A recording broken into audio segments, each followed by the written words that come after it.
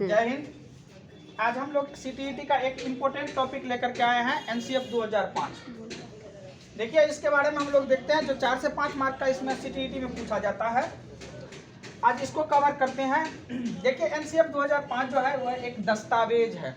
क्या है? एक दस्तावेज के रूप में इसको देखा गया है। एनसीएफ 2005 जो बनाया है वो कौन समिति ने बनाया है? तो प्रोफेसर यशपाल समिति के द्वारा तैयार किया गया है। इस यशपाल समिति में कुल 38 सदस्य, कितने समूह का गठन किया गया था? तो 21 फोकस समूह का गठन किया गया था एनसीएफ 2005 में। एनसीएफ 2005 का सूत्र जो मोस्ट वीवीआई हो जाता है, वीवीआई हो जाता है ये सूत्र क्या है इसका? लर्निंग विदाउट बर्डन, मतलब बच्चे को बिना बोझ के शिक्षा देना है, बिना बोझ के बच्चे को शिक्षा देना है। अच्छा, एनसीएफ 2005 जो तैयार किया है, किसने तैयार किया है? तो मानव संसाधन विकास मंत्रालय ने तैयार किया है। जो हम लोग एनईपी 2020 पढ़ेंगे तो आप एनईपी 2020 में ये ह्यूमन रिसोर्स डेवलपमेंट को हटा करके एजुकेशन क्या कहते हैं मिनिस्ट्री को दे दिया गया है। वो नहीं था उस समय, ये मानव संसाधन विकास मंत्रालय के द्वारा ये तैयार किया गया है। एनसीएफ 2005 जो है वो 8वीं अनुसूची में जितने भी भाषा है सभी भाषा में क्या किया गया है? इसको अनुवादित किया गया है। 17 राज्य में पाठ्यक्रम को प्रभावित किया गया है। और इसकी उत्पत्ति कहां से हुई है? तो रविंद्रनाथ टैगोर के सभ्यता और प्रगति नामक निबंध से एनसीएफ 2005 की उत्पत्ति हुई है। एकदम से ध्यान रखना है, बहुत इंपॉर्टेंट ये पॉइंट है कि कहां से इसकी उत्पत्ति हुई है। तो सभ्यता और प्रगति नामक निबंध से उत्पत्ति हुई है। चलिए, इसका हम लोग थोड़ा सा उद्देश्य कर लेते हैं। एनसीएफ का उद्देश्य क्या है? राष्ट्रीय एकता का विकास करना। एनसीएफ का पहला उद्देश्य है कि राष्ट्रीय एकता को विकास करना है, कि बच्चे में ऐसा समझ विकसित करना है जो बच्चा अपने राष्ट्र में एकता को कायम रख सके, अपने राष्ट्र में भाईचारा को कायम रख सके, उस तरह का शिक्षा देना है, न कि हम लोग किसी तरह के भेदभाव वाली शिक्षा देंगे। दूसरा उसका उद्देश्य है मातृभाषा को उचित स्थान देना, कि बच्चे का मातृभाषा को कभी भी अवॉइड हम लोग करेंगे ही नहीं, हमेशा बच्चे के मातृभाषा को इम्पोर्टेंस ही देंगे। बच्चे अपने मातृभाषा में बच्चे क्या होता है कि बहुत जल्दी, बहुत आसानी से, बहुत कंसेप्ट अच्छा करके सीख लेता है। इसलिए बच्चे को जब मातृभाषा होता है, मातृभाषा में बच्चे को शिक्षा देना जरूरी होता है। देखिए, ध्यान दीजिएगा, एनसीएफ 2005 बच्चे के इंटरेस्ट को ध्यान में रख करके कहता है पढ़ाने के लिए। बच्चे को इंटरेस्ट को ध्यान में रख करके, मान लीजिए कि बच्चे को कोई सब्जेक्ट में इंटरेस्ट नहीं है। इंटरेस्ट क्यों नहीं है? उसको मैं सबसे पहले इंटरेस्ट लाना है, उसके बाद में जाकर के बच्चे को क्या करना है? पढ़ाना है। इस बात की सिफारिश करता है एनसीएफ 2005। एनसीएफ 2005 बच्चे के सर्वांगीण विकास की सिफारिश करता है, ऑल अराउंड डेवलपमेंट की बात करता है। शारीरिक विकास हो गया, मानसिक विकास हो गया, बौद्धिक विकास हो गया, जितने भी विकास की हम लोग बात करते हैं सभी विकास की बात कर रहा है कौन? एनसीएफ 2005 की सभी तरह का विकास होना चाहिए बच्चे में। और अगला हम लोग देखते हैं उद्देश्य क्या है? राष्ट्र को विकसित करना। देखिए, बच्चे को इस तरह का जो है शिक्षा मिलना चाहिए, इस तरह का ज्ञान मिलना चाहिए जिससे बच्चा क्या कर सके? अपने राष्ट्र को विकसित कर सके, अपने राष्ट्र को ऊपर शिखर तक पहुंचा सके। ऐसा जो है सो शिक्षा प्रदान करना है किसको? बच्चे को। ये बात का जो है सो हम लोग सिफारिश देखते हैं, करता है कौन? एनसीएफ 2005। एनसीएफ 2005 के हम लोग कुछ प्रिंसिपल को पढ़ते हैं। जो प्रिंसिपल क्या है? तो इम्पोर्टेंट प्रिंसिपल हो जाता है एनसीएफ 2005 का। ये सारा जितने भी हम 6 को प्रिंसिपल पढ़ेंगे, 6 का 6 प्रिंसिपल इंपॉर्टेंट है। आप लोग ध्यान से सुन लीजिए और इसको याद रखिएगा। पहला प्रिंसिपल क्या है? ज्ञान को बाहरी दुनिया से जोड़ा जाए। क्या कहता है कि बच्चे को जो ज्ञान देना है ना, वो सिर्फ किताबी ज्ञान नहीं देना है, वो सिर्फ विद्यालयी ज्ञान नहीं देना है। बच्चे को ज्ञान ऐसा देना है कि आप कक्ष में मान लीजिए जानवर के बारे में बता रहे हैं, तो जानवर के बारे में सिर्फ किताब में हम लोग जितना चीज जानवर के बारे में लिखा है उतना ही नहीं पढ़ाना है। बच्चे को बताना है कि आपके पास कौन सा जानवर है। वो बच्चा बोलेगा कि मेरे पास गाय है, मेरे पास बैल है। उस गाय और उस बैल को जोड़ करके बच्चे को क्या करना है? शिक्षा देना है। जिससे क्या होगा? बच्चे का जो नॉलेज होगा वो अस्थायी हो जाएगा और वो जल्दी भूलेगा नहीं उस जानवर के बारे में। दूसरा हम लोग देखते हैं कि इसका प्रिंसिपल क्या है? कि पढ़ाई को रटंत प्रणाली से मुक्त किया जाए। एनसीएफ सिफारिश करता है कि रटंत प्रणाली को खत्म करना है, रूट लर्निंग को खत्म करना है। ठीक है, कॉन्सेप्ट बेस्ड जो है सो एजुकेशन देना है बच्चे को।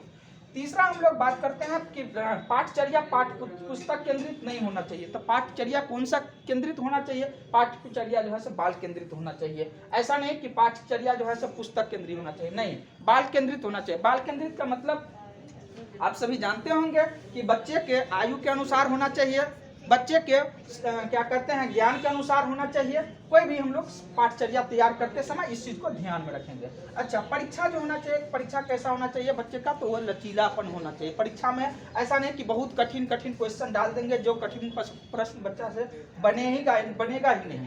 जब नहीं बनेगा तो बच्चा को क्या लगेगा, बोझ लगेगा, बच्चा को कठिन लगेगा, बच्चा को वहाँ से रुचि खत्म हो जाता है। इसलिए परीक्षा को जो है सो बहुत ईजी बना करके लेना है बच्चे को। अगला बता रहा है कि कक्षा को गतिविधि से जोड़ना चाहिए। देखिए, गतिविधि से यदि हम कक्षा को जोड़ करके तब हम कक्षा का संचालन करते हैं तो बच्चे में वो कौन सा ज्ञान होता है, अस्थायी ज्ञान होता है। ठीक है, अस्थायी ज्ञान होता है।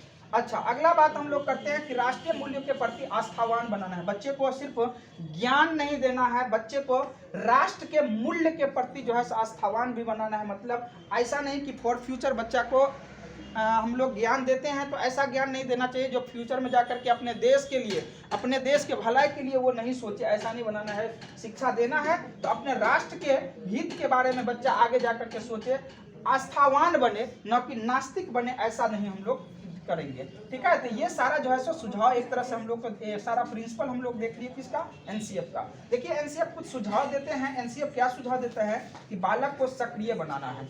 देखिए, बालक को कौन चीज बनाना है, सक्रिय, बच्चे को एक्टिव बनाना है। बच्चा किसी चीज को जो सीखता है ना, वो एक्टिव होकर के जो सीखता है ना, तो वो ज्ञान क्या होता है, बच्चा को अस्थायी बन जाता है और वो लंबा समय तक उसको याद रहता है। देखिए, कोई नया चीज को जो तोड़ फोड़ करके सीखता है, कोई किसी चीज को जो है बार बार गलती करके जो सीखता है ना, तो वो ज्ञान क्या हो जाता है, वो सक्रिय ज्ञान रहता है और वो ज्ञान जल्दी बच्चा भूलता नहीं है, वो चीज को जल्दी बच्चा भूलता नहीं है।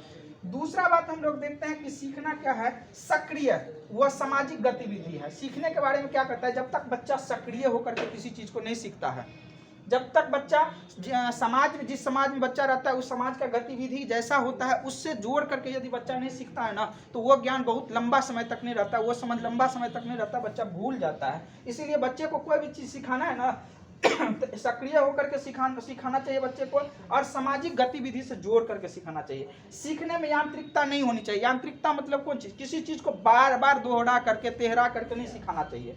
ठीक है। चौथा हम लोग देख रहे हैं कि क्या है इसका, तो सीखने में डर और अनुशासन के जगह आनंद एवं संतोष जोड़ना। देखिए, सिखाते हैं जिस समय, उस समय बच्चे को डरा करके नहीं सिखाना चाहिए, बच्चे को अनुशासन में रख करके नहीं सिखाना चाहिए, बच्चे को ऐसा माहौल, पूरा फ्रीली माहौल देना चाहिए, बच्चे को मनोरंजन देना चाहिए और मनोरंजन दे करके, फ्री माहौल दे करके बच्चे को क्या करना चाहिए, सिखाना चाहिए, जिससे बच्चा अच्छे तरीका से सीखेगा। ये सारा जो है सो सुझाव दे रहा है कौन, तो एनसीएफ 2005।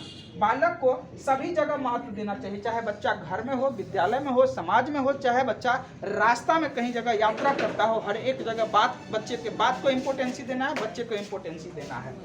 एक और हम लोग यहाँ पर कुछ पॉइंट देखते हैं कि एनसीएफ 2005 बहुभाषिक कक्षा शिक्षण की बात करती हैं। बहुभाषी शिक्षक का मतलब कौन चीज़, कि सभी भाषा की हम लोग बात करते हैं। बहुभाषा मतलब एक से अधिक भाषा की शिक्षण की बात करता है। इसमें सीखने में 4 कौशल जो होता है, LSRW, जैसे कि हम लोग बात करते हैं LSRW, तो SW जो होता है वो अभिव्यक्त्यात्मक कौशल होता है। अभिव्यक्त्यात्मक कौशल मतलब कौन चीज़, कि हम अपने मन की जो बात को, अपने मन की जो विचार को जो व्यक्त करते हैं, वो कौन चीज़ करके, तो बोल करके या लिख करके, तो वो कौन सा कौशल हो जाता है, अभिव्यक्त्यात्मक कौशल होता है। अच्छा, हम जो किसी चीज़ को जो सीखते हैं, किसी चीज़ को जो ग्रहण करते हैं, वो सुन करके और कौन चीज़ करके, पढ़ करके। तो इसीलिए L और R जो हो गया, L for listening, R for reading जो हो गया, तो लिसनिंग और रीडिंग जो होता है कौन सा कौशल होता है, ग्रहणात्मक कौशल होता है। और स्पीकिंग और राइटिंग जो होता है वो कौन सा कौशल हो जाता है, अभिव्यक्त्यात्मक कौशल होता है। अच्छा, समावेशी वातावरण पर भी बल देते हैं। एनसीएफ के अनुसार मैथ जो होना चाहिए, मैथ का नेचर कैसा होना चाहिए, एकीकृत नेचर होना चाहिए। मैथ का नेचर किस तरह का होना चाहिए, एकीकृत नेचर होना चाहिए। एकीकृत नेचर का मतलब कौन चीज होता है, कि अदर सब्जेक्ट से जोड़ करके मैथ को क्या करना चाहिए, पढ़ाना चाहिए। ऐसा नहीं कि मैथ को सिर्फ मैथ तक ही सीमित रखना है, सो नहीं, मैथ को साइंस से जोड़ करके पढ़ाना है। भाषाई विषय पढ़ा रहे हैं, भाषाई विषय से जोड़ करके पढ़ाना चाहिए। तो मैथ का नेचर के बारे में एनसीएफ क्या बताते हैं कि मैथ का नेचर कैसा होना चाहिए, एकीकृत होना चाहिए। आई होप आप लोग का एग्जाम अच्छा से जाए, जो आने वाला एग्जाम है। धन्यवाद।